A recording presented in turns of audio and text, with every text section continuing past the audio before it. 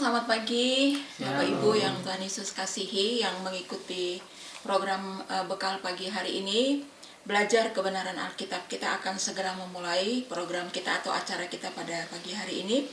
Mari kita ambil waktu sejenak untuk kita bersyukur kebaikan Tuhan telah menuntun kita sampai dengan di hari yang kedua di bulan ini karena anugerah Tuhan. Mari kita bersyukur bersama-sama.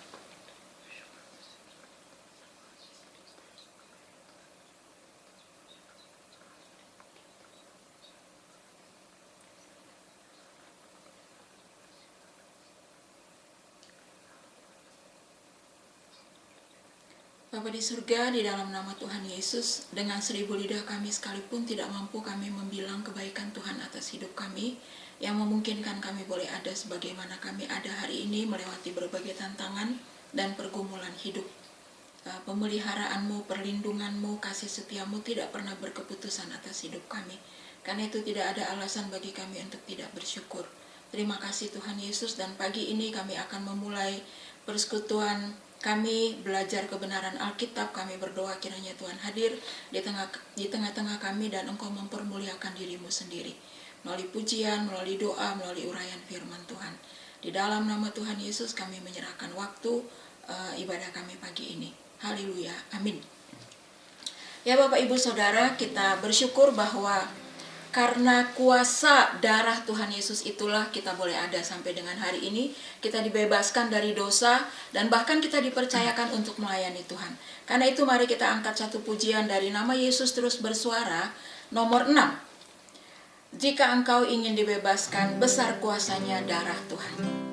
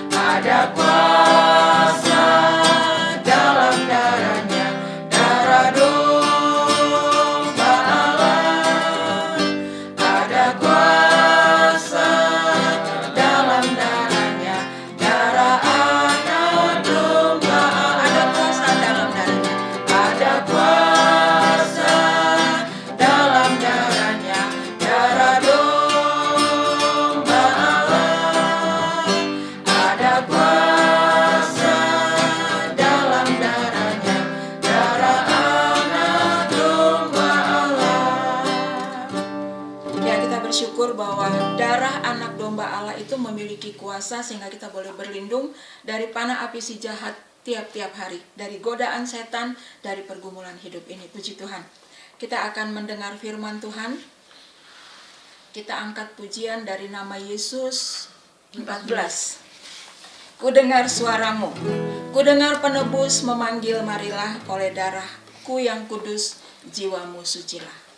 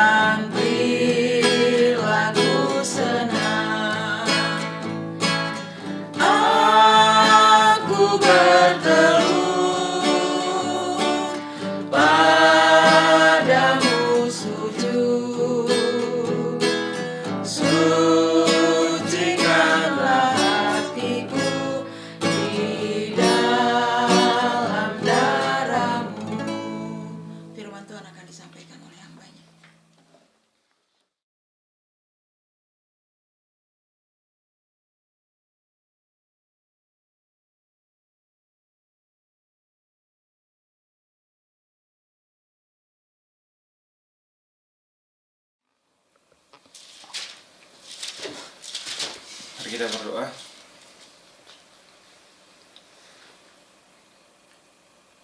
Puji dan syukur kami naikkan kehadirat-Mu Tuhan, sebab Engkau yang lagi dipuji, lagi disembah dan lagi diagungkan. Bersyukur Tuhan untuk apa yang Tuhan berbuat dalam kehidupan kami. Terima kasih untuk kesempatan yang Tuhan berikan untuk kami pada pagi hari ini, untuk bersama-sama untuk merenungkan kebenaran firman Tuhan, akan bersama-sama belajar tentang kebenaran Alkitab. Tuhan berkati kami semua Tuhan, supaya kami bisa mengerti, memahami, dan menerapkan apa yang akan kami pelajari bersama-sama dalam perenungan firman-Mu pada pagi hari ini Tuhan. Berarti hamba-Mu yang terbatas untuk menyampaikan kebenaran firman-Mu, berkat Roh Kudus-Mu berbicara melalui hamba-Mu, dan kami semua juga yang akan mendengarkan, berkat Roh Kudus untuk bekerja di setiap pribadi kami. Kami akan merenungkan firman-Mu, menyerahkan semuanya ke dalam tangan Tuhan, yang di dalam nama Yesus Kristus kami berdoa dan mengucap syukur. Haleluya, amin. Shalom. Shalom. Ya, puji syukur kita naikkan kepada Tuhan. Kita boleh bersama-sama lagi merenungkan kebenaran firman Tuhan di pagi hari ini dalam ibadah bekal pagi, belajar kebenaran Alkitab. Kita akan bersama-sama merenungkan firman Tuhan yang terdapat di dalam Ibrani pasal 5 ayat yang ke-11 sampai Ibrani pasal 6 ayat yang ke-8. Kita akan merenungkan kebenaran firman Tuhan yang terdapat di dalam Ibrani pasal 5 ayat yang ke-11 sampai Ibrani pasal 6 ayat yang ke-8. Saya akan membacakannya bagi Bapak Ibu Saudara-saudari. Bapak Ibu Saudara-saudari bisa menyimak dan melihat di dalam Alkitab Bapak Ibu masing-masing. Perikop yang diberikan oleh Lembaga Alkitab Indonesia, peringatan supaya jangan murtad. Tentang hal itu banyak yang harus kami katakan, tetapi yang sukar untuk dijelaskan karena kamu telah lamban dalam hal mendengarkan. Sebab sekalipun kamu ditinjau dari sudut waktu, sudah seharusnya menjadi pengajar. Kamu masih perlu lagi diajar asas-asas pokok dari penyataan Allah. Dan kamu masih memerlukan susu, bukan makanan keras. Sebab barang siapa masih memerlukan susu, ia tidak memahami ajaran tentang kebenaran, sebab ia adalah anak kecil. Tetapi makanan keras adalah untuk orang-orang dewasa, yang karena mempunyai panca indera yang terlatih untuk membedakan yang baik daripada yang jahat. Pasal yang ke-6 ayat yang pertama. Sebab itu marilah kita tinggalkan asas-asas pertama dari ajaran tentang Kristus dan beralih kepada perkembangannya yang penuh. Janganlah kita meletakkan lagi dasar pertobatan dan perbuatan-perbuatan yang sia-sia dan dasar kepercayaan kepada Allah, yaitu ajaran tentang pelbagai pembaptisan dan penumpangan tangan, kebangkitan orang-orang mati dan hukuman kekal. Dan itulah yang akan kita perbuat jika Allah mengizinkannya, sebab mereka yang pernah diterangi hatinya, yang pernah mengecap karunia sorgawi, dan yang pernah mendapat bagian dalam Roh Kudus, dan yang mengecap firman yang baik dari Allah dan karunia-karunia dunia yang akan datang. Namun yang murtad lagi tidak mungkin dibaharui sekali lagi sedemikian hingga mereka bertobat, sebab mereka menyalibkan lagi anak Allah bagi diri mereka dan menghinanya di muka umum. Sebab tanah yang menghisap air hujan yang sering turun dari Sebab tanah yang menghisap air hujan yang sering turun ke atasnya dan yang menghasilkan tumbuh-tumbuhan yang berbunga bagi mereka yang mengerjakannya, menerima berkat dari Allah. Tetapi jika tanah itu menghasilkan semak duri dan rumput duri, tidaklah ia berguna dan sudah dekat pada kutuk yang berakhir dengan pembakaran. Sekian jawab pembacaan firman Tuhan yang telah baca pada pagi hari ini yang akan kita renungkan bersama-sama. Dalam teks ini yang kita baca ada beberapa poin yang akan kita bahas, yang akan kita renungkan bersama-sama. Pada poin yang pertama adalah bagaimana kriteria atau ciri-ciri orang yang memiliki kedewasaan rohani. Ini yang bisa kita lihat pada pasal 5 ayat yang ke-11 sampai ayat yang ke-14. Pada ayat yang ke-13 di sini sampai ayat yang ke-14 di sini penulis menunjukkan dua sifat yang ingin penulis tunjukkan kepada pembaca, yaitu sifat anak kecil dan sifat orang dewasa. Di mana dalam teks ini pun dijelaskan pada ayat yang ke-11 dan ayat yang ke-12 ini, kedewasaan itu bukan ditunjukkan dengan durasi waktu atau dengan usia. tetapi melalui pengenalan dan pemahaman yang benar. Pada poin ini kriteria atau ciri kedewasaan rohani bisa dilihat pada pasal yang ke-13 dan pada ayat yang ke-13 dan ayat yang ke-14. Di sini kita bisa melihat bahwa barang siapa masih memerlukan susu, ia tidak memahami ajaran tentang kebenaran. Sebaliknya, tapi makanan keras adalah untuk orang-orang dewasa. Di sini menunjukkan bahwa jika kita masih memiliki kedewasaan kerohani yang minim, yang masih belum betul-betul mengenal Yesus Kristus sebagai Tuhan dan Juru Selamat, hanya sekedar tahu saat datang cobaan tantangan dalam kehidupan kita, dengan mudah kita akan terombang-ambing karena kita tidak bisa membedakan hal yang baik dan yang buruk. Seperti halnya anak kecil. Mereka polos, maksudnya mereka tidak memiliki pengetahuan yang luas sebab mereka masih kecil, masih perlu memiliki pemahaman yang luas lagi. Dan orang dewasa adalah orang yang memiliki pengetahuan yang lebih luas. Di sini dijelaskan mempunyai panca indera yang terlatih, yang bisa membedakan mana yang baik dan yang buruk. Itulah yang dituliskan oleh penulis kepada orang-orang pada waktu itu, ingin menjelaskan bahwa mereka dalam posisi seperti apa. Apakah mereka hanya orang yang memiliki iman seperti anak kecil atau sudah dewasa dalam kehidupan kerohanian mereka. Ini yang menjadi pertengahan kita, Bapak Ibu Saudara-saudari. Apakah iman kita sudah dewasa atau iman kita masih anak kecil saat tantangan dan cobaan datang menghampiri kita dan ada hal-hal yang bisa membuat kita jatuh dan kita mengikuti arus itu. Apakah kita bisa membedakan hal yang baik dan hal yang buruk? Jika kita sudah bisa membedakan hal yang baik dan hal yang buruk dalam kehidupan kita, itu bisa kita kategorikan kehidupan kita adalah iman yang bertumbuh dewasa. Tetapi jika kita masih melakukan dosa-dosa, jika kita masih melakukan hal-hal yang tidak berkenan di hadapan Tuhan, menjadi pertanyaan, apakah kita sudah memiliki iman yang dewasa? Berdasarkan teks ini, jika kita tidak bisa membedakan antara yang baik dan yang benar, dan kita terus hidup dalam dosa itu, masih kita hidup dalam iman anak kecil. Dan hal itu bukan ditentukan dengan durasi kita percaya kepada Tuhan Yesus.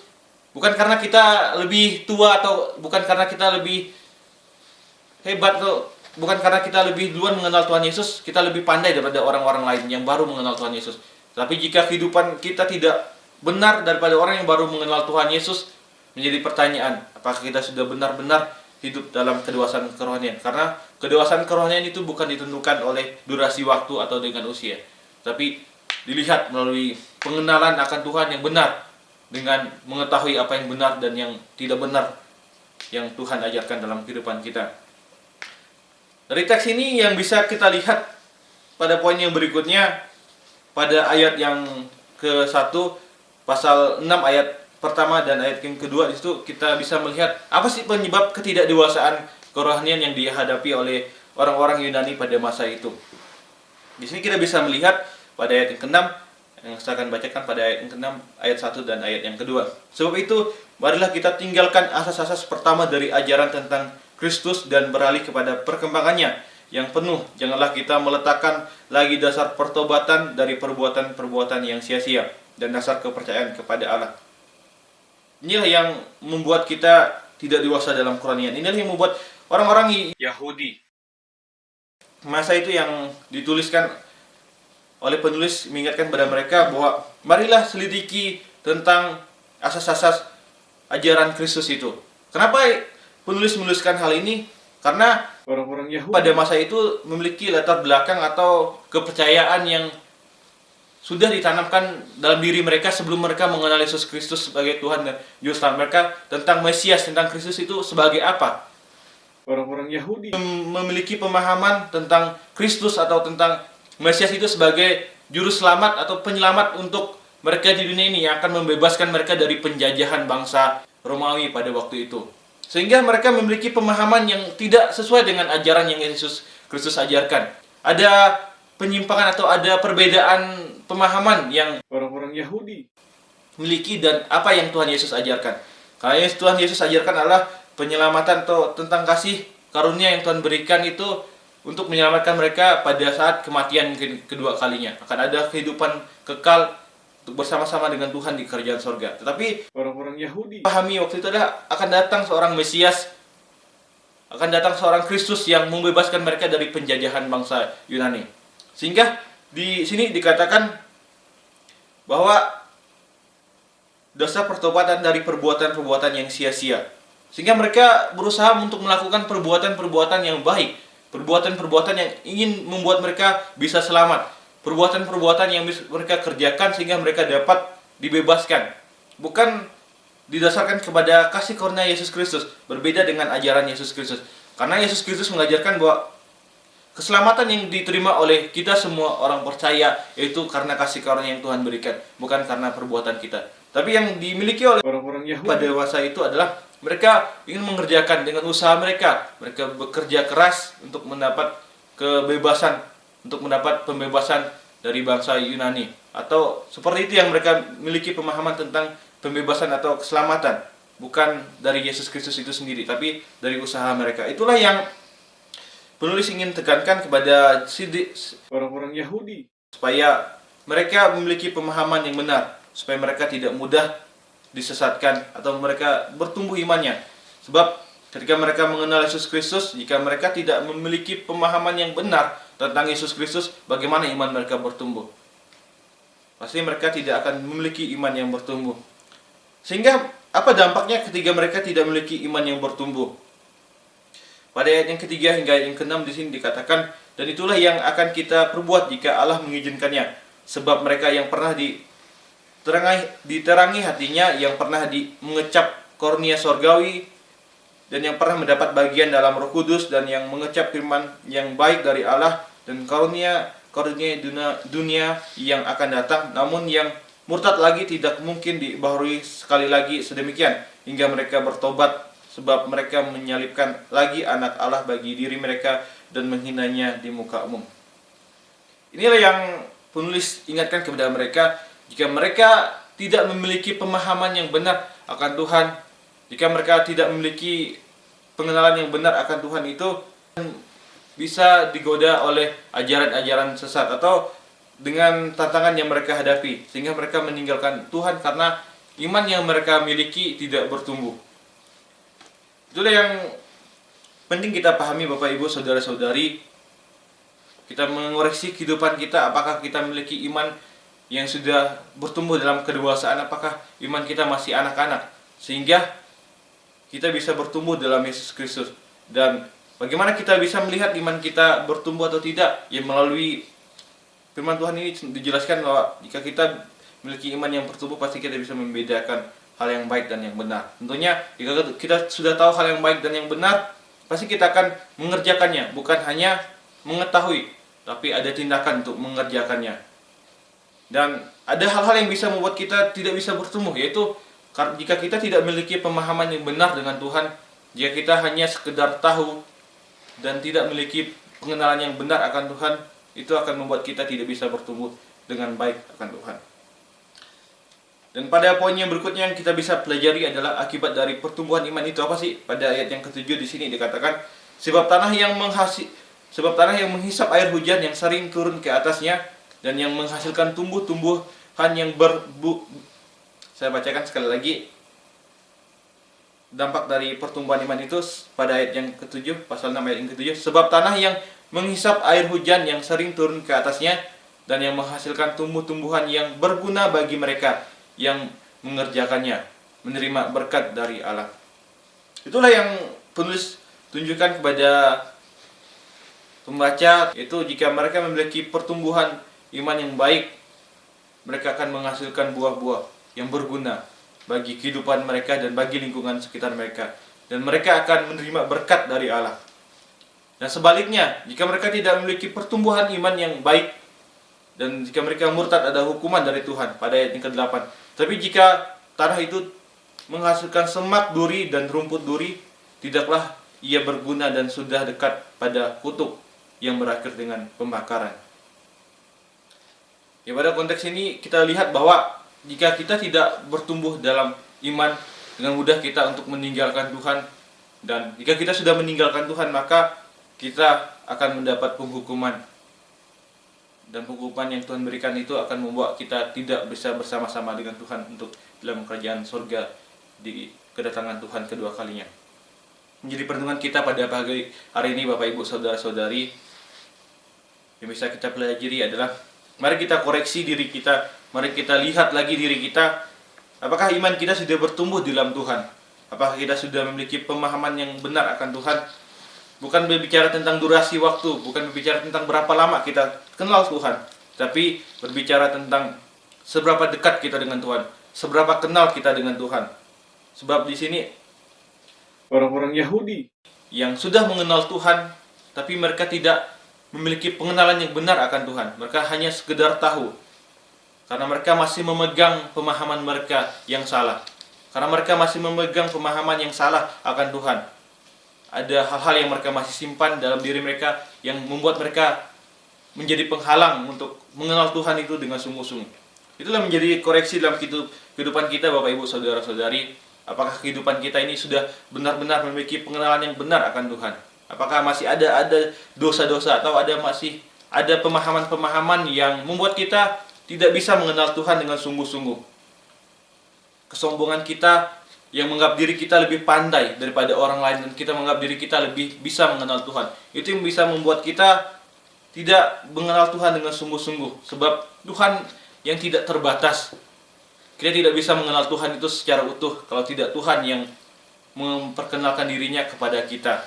Jika kita sombong dengan apa yang kita miliki, hal ini juga yang dimiliki orang-orang Yahudi. Mereka sudah memiliki pemahaman, pengajaran bahwa mereka orang-orang Farisi yang sudah memiliki pengetahuan, merasa diri mereka paling hebat daripada orang-orang lain, sehingga mereka tidak menerima ajaran-ajaran yang Tuhan Yesus ajarkan kepada mereka, dan mereka berpegang pada ajaran mereka yang bisa membawa kepada kebinasaan. Mari Bapak Ibu Saudara-saudari, melalui kebenaran firman Tuhan pada pagi hari ini mengingatkan kita lagi untuk mari kita memiliki pengenalan yang benar, supaya kita memiliki iman yang bertumbuh, dan saat tantangan dan cobaan datang, kita tidak mudah terlarut dalam cobaan itu.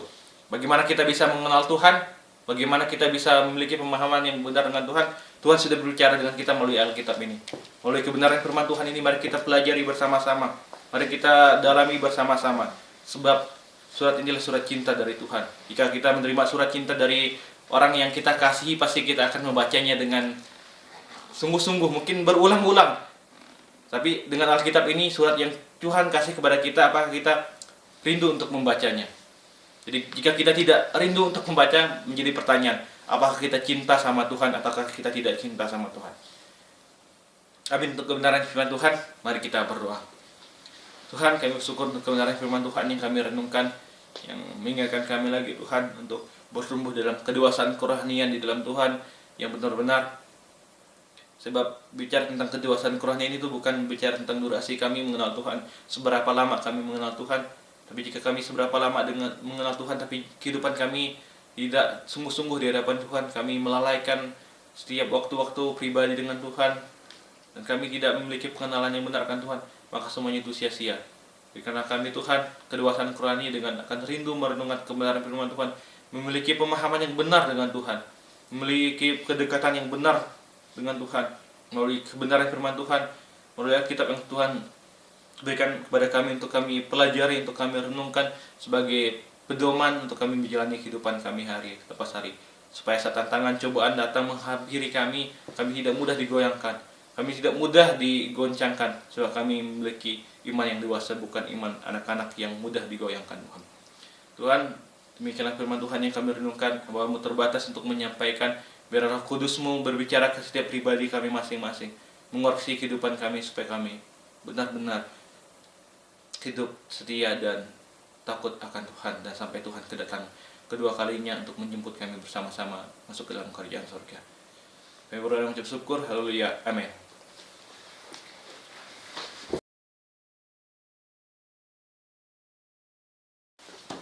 Terima kasih untuk firman Tuhan yang sudah disampaikan, dan saya yakin kita semua diberkati oleh kebenaran firman Tuhan ini pada pagi hari ini, untuk kita tetap tertanam di dalam kebenaran firman Tuhan. Ya, sampai di sini program Bekal Pagi atau Belajar Kebenaran Alkitab edisi hari ini. Sampai jumpa di program Bekal Pagi berikutnya. Tuhan Yesus memberkati.